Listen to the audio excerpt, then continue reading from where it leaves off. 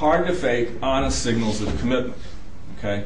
And, you know, we do that all the time when we spend a lot of time in the clubs we're in doing, you know, bake sales or something. We put a lot of effort in. We're showing that, you know, there's hard to fake, honest signals of commitment, which are crucial for cooperation within groups. Okay? And, you know, religions use this tremendously. Okay? They're hard to fake, honest signals of commitment. Moral feeling systems. And religions claim that without them, we have no morality. That is simply wrong. Moral intuitions are part of our brain. Moral intuitions start to come online when we're still infants. And there's fascinating research that even very young children, preschoolers, have clear intuitions about wrong, unfairness, people being hurt, reparation being needed. We have moral, intuitive reasoning capacities that are embedded in our brain that come online when we're a child. And you can see how basically religions hijack that. This is a way, I think, of looking at morality and religion. Morality is doing what's right, regardless of what you're told. But a lot of religious morality is doing what you were told, no matter whether or not it's right. If you look at the biographies of the men who flew those planes into the towers, particularly Zia Jarrett, the pilot of the plane that went down in Pennsylvania, absolutely lovely guy. I mean, you'd want him to marry your daughter. And, you know, basically good people whose brains have been hijacked. We have a capacity for altruistic punishment. And you can see where this would be crucial to group living. We're willing to punish social cheats at a potential cost to ourselves, always. If you think about it, I mean, you probably thought about where you have done that. And you can see how religions can use that. Again, that's one more mechanism that probably went into the suicide terrorists of 9/11 and the current ones. Kin psychology. All of us have mechanisms in our head that are dedicated to identifying kin and non-kin. Right? And you can see how religions utilize this. I mean, just think about it. I mean, you know, priests are the brothers, nuns are the sisters, Pope is the Holy Father. There's constant evocation of pseudo-kinship terms in all religion. If you look at male suicide bombers, they're recruited and they're constantly talked about their brother Muslims. Okay? Pseudo-kinship terms are constantly used in religion. Now I want to take just a little bit of a deviation here, but just to show you something that's fascinating. Religions are man-made. They come out of human minds. But even more interesting is that they are influenced. Theology is basically designed by ecology. You can show when you go across the world that there are basically two kinds of religions, rainforest religions and desert religions. And in the rainforest religions, they're usually polytheistic, multiple gods. Think of the richness of a rainforest. The gods are much less interventionist because, you know, there's fewer drastic controls over your life. Women are more equal and they tend to be less repressive. Desert religions, and what are the three monotheistic religions that basically govern the world? They derive from the desert. They're monotheistic, interventionist gods that are powerful and control. They're very hierarchical. There's a lot of military-like hierarchy in desert religions. Women are inferiors, and they tend to be repressive. Now, when you were growing up, how many of you, you know, your mother said to you, you know, when you did something wrong, wait till your father gets home? Okay? That is something that is used in every family, in every culture, and it's called the mere messenger strategy. Okay?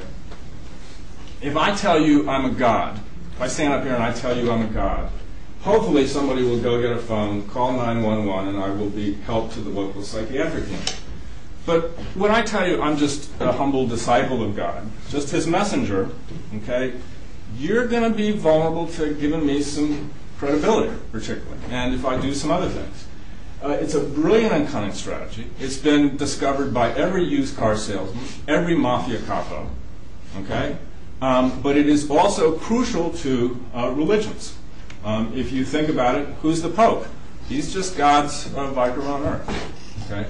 And who is the mere messenger who is still alive, who has pretty much dominated much of the recent years of our history? Okay. I want to move towards the social aspect of religion. That's obviously crucial to it. What are some of the cognitive mechanisms that get engaged socially in a broader sense? We all have coalition. I mean, we know who our friends and enemies are. I could ask any of you. You could write a list. Right now, you keep that in your heads. We have what's called naive sociology or groupishness. Basically, what this means is that I could take this room right now, randomly divide it, completely randomly, put you on opposite sides of the room, give each group the same task to do. Within less than an hour, this group here would think that they're better than this group would think that they're better than this group. Okay? It's a well-described social phenomenon. And we also have trouble understanding that groups are groups of individuals. Think about it. The French are rude, that kind of thing. It's very hard for us. We're very vulnerable to make us-them distinctions and to see our us as better than them. You can see how that would help in the dangerous environments, small groups, that we evolved in. The other unfortunate thing is that them, that out-group, we unfortunately use the same cognitive mechanisms that we use for prey animals. Okay? The idea that dehumanization is a crazy or regressive phenomenon is wrong. All of us have the vulnerability to see the out-group with the same mechanism that we use for prey animals. Think of Martin Luther. The Jews are worms. The late unlamented al-Zarqawi in Iraq, the terrorist, who talked about the Shia as monkeys. Okay. So, how do we think about religion? Okay, I think this is a very useful summary. Religions are the communicated acceptance of another individual's supernatural claim, the willingness to accept the influence non-skeptically, and for this acceptance to lead to cooperative behavior, unquestioned cooperative behavior, to create social groups. And again, to facilitate, as you see, attachments, transference, many of the mechanisms that I've outlined. What are some of the social uses of religion? To acquire resources. And have you been to the Vatican Museum? Okay. The amount of wealth that many religions control to attract mates. If you go out to Salt Lake City and go to Brigham Young's house, you'll notice that it's got a huge building off the back that looks like a dorm. It was, for his 19 wives. To thwart competition.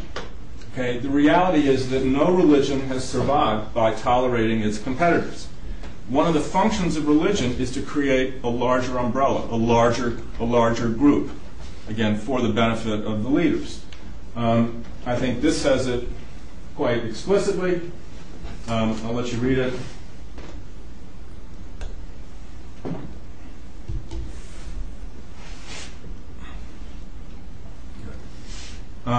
Everyone knows who Cardinal Ratzinger is, I assume. It's the current Pope Benedict. A very explicit statement. There's only one true faith. Religions have to undermine kin loyalties. This is one of their most useful functions socially, is they undermine our kin loyalties. Me against my brother, me and my brother against my cousin, me and my brother and my cousin against everybody else. We have powerful kin loyalties which have to be overridden.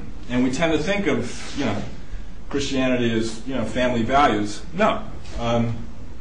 And I think this says it quite explicitly. He that loveth father or mother more than me is not worthy of me. He that loveth son or daughter more than me is not worthy of me.